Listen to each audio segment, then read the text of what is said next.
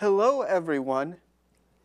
Welcome to this episode of Wehry Weekly History and Entertainment News. Berkshire County is still having issues, like most other places, with the Omicron variant. However, arts and entertainment businesses are making their plans for 2022 spring and summer. In this episode, I'll be talking about events happening at the Berkshire Theater Group later in the year, as well as a big Tanglewood 2022 summer preview. Plus, I'll be discussing one local athlete's ties to the Berkshires who is competing in the Olympics. First, it's time for this episode's trivia question. This episode's question is, what is the oldest municipal building in Pittsfield? Now, for this episode's local headlines. First, an update on funds being received in Pittsfield. Pittsfield has invited city residents, businesses, and other organizations to apply for the remainder of the $13 million it received from the American Rescue Plan Act. City officials already spent $7.3 million and are asking those who need the funds to apply for grants. Applications won't officially be accepted until February 28th. Visit the website shown here and stay tuned to WWHEN for more information. In other news regarding grants, 5 Berkshire County organizations recently received $22,000 each in grants from the Massachusetts Cultural Council. According to their website, quote, Massachusetts Cultural Council works to elevate rich cultural life in Massachusetts. They partner with communities across the Commonwealth to expand access, improve education, promote diversity, and encourage excellence in the arts, humanities, and sciences, end quote. The 5 organizations that received grants, as well as what the grants will be used for, are as follows. 18 Degrees Music in Pittsfield to provide opportunities for children to succeed and grow through musical studies and accomplishment. Barrington Stage Company in Pittsfield for an out-of-school incentive/activity for at-risk youth. Berkshire Pulse in Great Barrington to provide dance, world music, and performing arts instruction after school and during summer breaks for at-risk youth. Northern Berkshire Community Coalition to assist young writers to develop their creative work with the guidance of staff through weekly writing sessions. And Shakespeare and Company in Lenox to work with the Berkshire juvenile court systems for youths to perform and rehearse a Shakespeare play instead of incarceration or community service. The Olympics are going on right now. They can be watched on the NBC family of networks or streamed on Peacock. One particular event will highlight an athlete with local ties. Chris Mazdar competes in Luge, one of the Winter Olympics' most exciting and dangerous events. In a recent Parade article, it was called the fastest sport at the Olympics, as the luge can reach speeds of 90 miles per hour. Chris Mazdar was born in Pittsfield in 1988 and lived in Berkshire County for a few years. His parents were Williams College graduates and settled in Pittsfield before moving to upstate New York. It was in New York where he fell in love with luge. He has been named to the U.S. Olympic luge team 4 times, including this year's. The high point of Chris's luging career came in the 2018 Winter Olympics in South Korea. There, he won a silver medal in the men's single luge event, the first medal for the United States ever in that particular race. Besides his luging, he also found time to compete on the 26th season of the hit ABC reality competition series, Dancing with the Stars, where he placed 4th in an all-athlete season. Mazdar's pre-Olympic season has been tough. He was the 23rd ranked luger in the world this year before he was selected to the team. However, this may actually be a good omen. Why? In 2018, the year that he won his silver medal, he was ranked 18th in the world before he was selected. In an interview he had with the Associated Press after being selected, Mazdar stated, quote, "The Olympic year is rough. There's just no way to cut it. It's constant pressure. You constantly are stressed about results and getting into a position to get results. It's more cutthroat," end quote. The men's luge was completed after this episode was aired, so it is unknown if Mazdar won a medal. On the next WWHEN episode, I'll be giving the results of Mazdar's race. Over the past 2 years, Tanglewood in Lenox has been affected significantly by COVID-19. In 2020, there were no performances, while last year they had very limited shows, and the Popular Artist Series was canceled both times. Now, with a deeper understanding of the pandemic, Tanglewood will be having a full season this time around. COVID provided, of course. The company recently announced its full 2022 season. For starters, the Ozawa Hall will be open for the first time since 2019. This will be for solo and small ensemble performances by visiting artists, as well as concerts by advanced young performers attending the Tanglewood Music Center Summer Institute. Additionally, the Boston Symphony Orchestra season will be 8 weeks long, beginning on July 8th.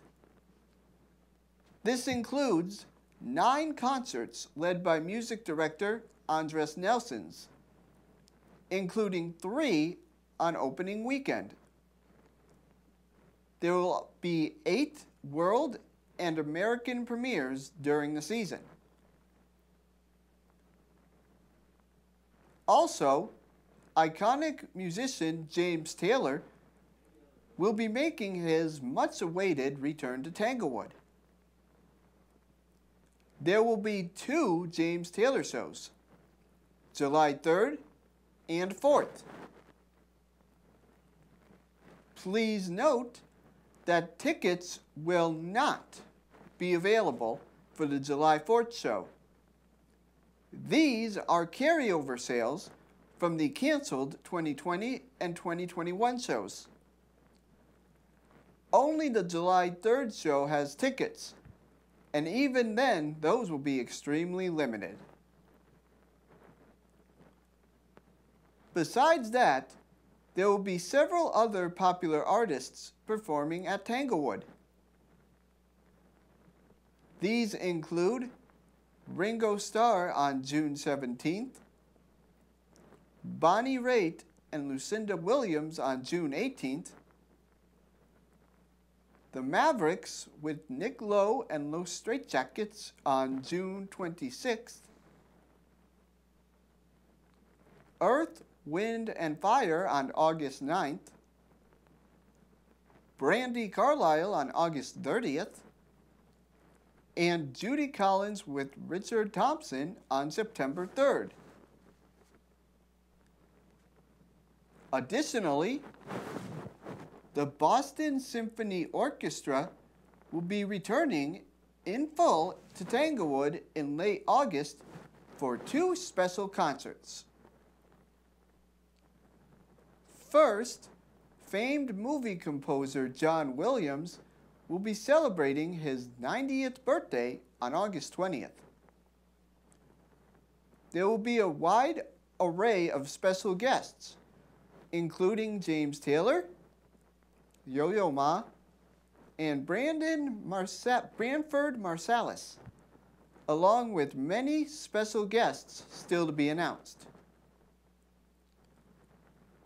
Additionally, there will be a tribute to late Broadway icon Stephen Sondheim in late August, with Broadway vocalists performing selections from his musicals West Side Story, Company, and Sweeney Todd, among others.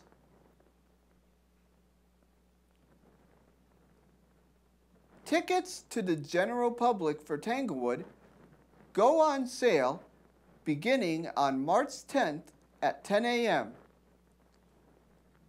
To purchase tickets, visit tanglewood.org or call 1-888-266-12100.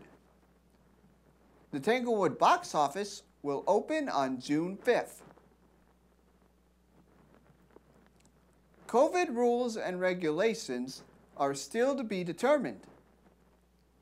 However, it is safe to assume that masks will be required at all times, as will proof of vaccinations and ID.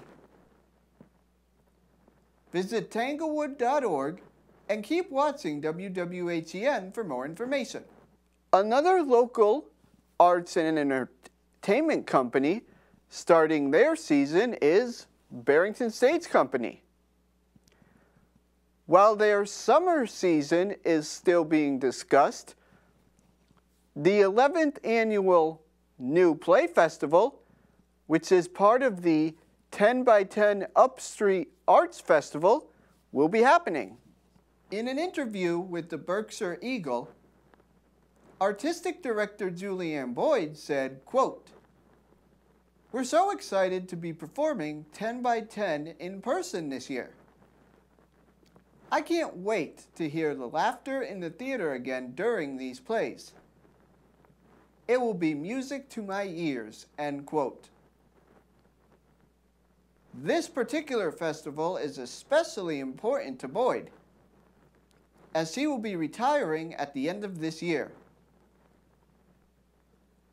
The 10 play titles are as follows: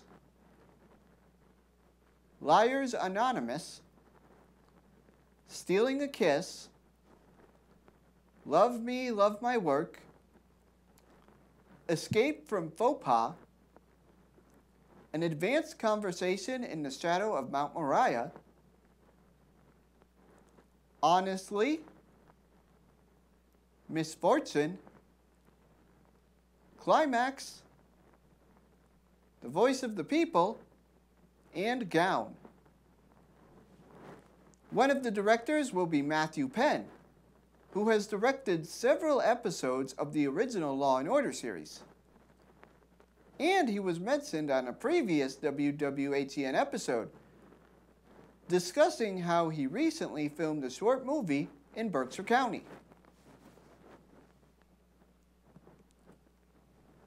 The Barrington Stage Company 10x10 Play Festival will be running from February 24th through March 13th. You can purchase tickets online by visiting the website shown here or by calling the box office at 413-236-8888. Vaccines, proof of ID, and masks are required at all times. There is a new art exhibit in Great Barrington. The museum Berkshire Fine Art Gallery displays local artists working in a variety of media. These include paintings, sculpture, photography, ceramics, and works on paper. It was founded in Chicago, Illinois in 2008, and the company proved so popular that it opened other locations throughout the country. One of those places was in Great Barrington in March of 2019.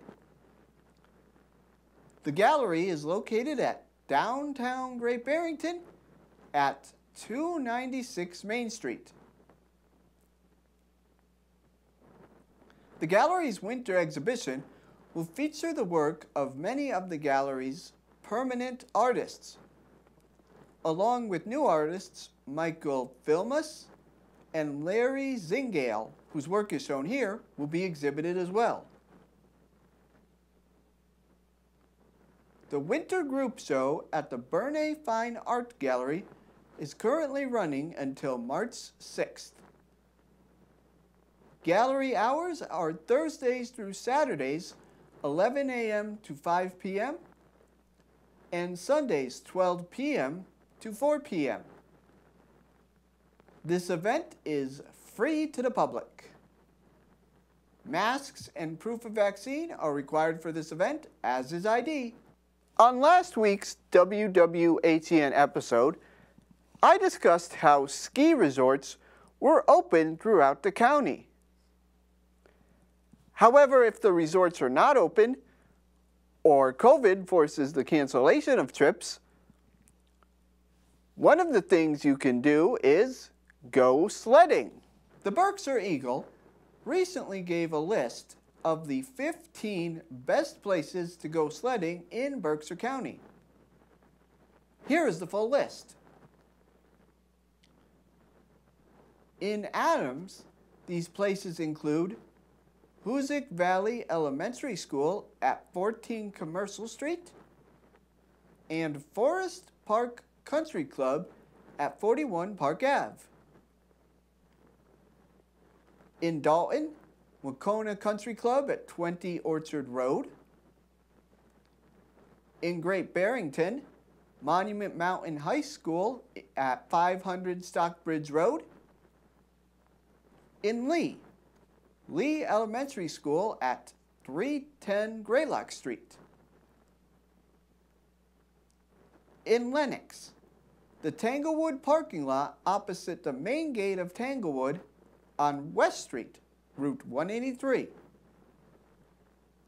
In North Adams, Brayton Elementary School at 20 Barber Street, St. Joseph Cemetery and Southview Cemetery, which are both located on Church Street.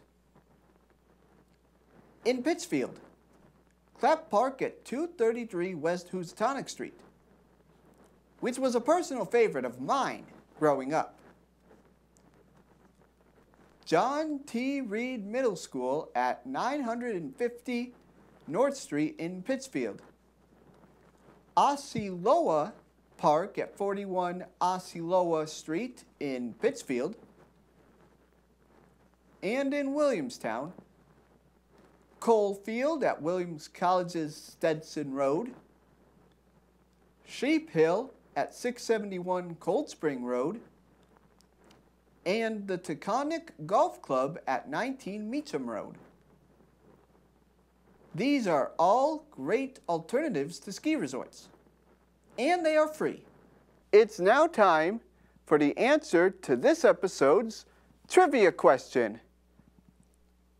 As a reminder, this episode's question was, what is the oldest municipal building in Pittsfield?